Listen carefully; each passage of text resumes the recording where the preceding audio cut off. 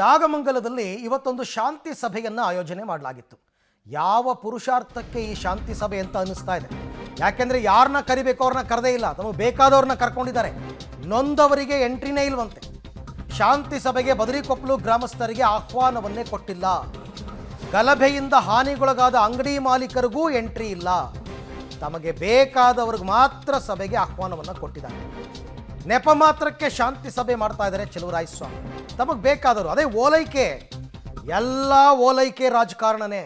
ಯಾಕೆಂದರೆ ಅವರೆಲ್ಲ ಬಂದಿದ್ರೆ ಕರೆಕ್ಟಾಗಿ ಎಲ್ಲ ಚರ್ಚೆ ಆಗ್ತಾ ಇತ್ತು. ಅಥವಾ ಅವರು ಸರ್ಕಾರದ ವಿರುದ್ಧ ಆರೋಪ ಮಾಡ್ತಾ ಇದ್ರು, ನೀವು ಸರಿಯಾಗಿ ಇದು ಮಾಡಿಲ್ಲ ಅಂತ. ಅದಕ್ಕೆ ಅವ್ರನ್ನ ಕರೆದೇ ಇಲ್ಲ. ಈಗ ಯಾರ್ಯಾರು ಅವ್ರಿಗೆ ಬೇಕೋ, ಯಾರು ಇವ್ರನ್ನ ಪ್ರಶ್ನೆ ಮಾಡಲ್ವೋ ಅಂಥವ್ರನ್ನ ಮಾತ್ರ ಕರೆದು ಶಾಂತಿ ಸಭೆ. ಅದು ಹೋಮ್ ಮಿನಿಸ್ಟರ್ ಇವ್ರಿಗೆ ಡೈರೆಕ್ಷನ್ಸ್ ಕೊಟ್ಟಿರೋದು, ಚಲುವರಾಯಸ್ವಾಮಿಗೆ ಒಂದು ಶಾಂತಿ ಸಭೆ ಮಾಡಿ ಅಂತ. ನೋಡಿ ಈ ಶಾಂತಿ ಸಭೆ ಕತೆ ಹೆಂಗಾಗಿದೆ ಅಂತ. ಇನ್ನೆಲ್ಲಿ ಮೂಡುತ್ತೆ ಶಾಂತಿ ಸಭೆ?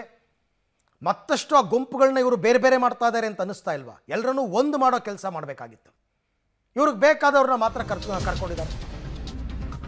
ಎಲ್ಲ ಚಲುವರಾಯಸ್ವಾಮಿ ಅವರ ಡೈರೆಕ್ಷನ್ಸ್ ಮೇಲೆ ಆಗಿರೋದು.